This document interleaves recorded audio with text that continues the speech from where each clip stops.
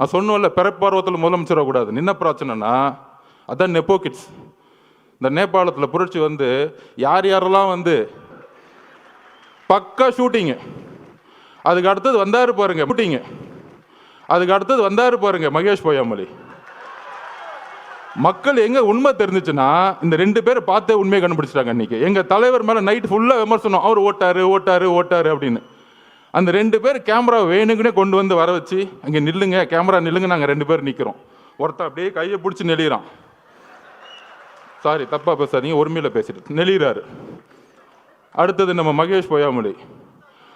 அதாவதுங்க நமக்கு வந்து ஒரு வீட்டில், இப்போ எங்கள் அம்மாவை நான் சின்ன வயசில் இழந்துட்டேன். நம்ம உறவுகள் அம்மாவும் அக்காவும் குட்டி குட்டி குழந்தைங்க இருக்கும்போது வாய் வார்த்தையே வராது.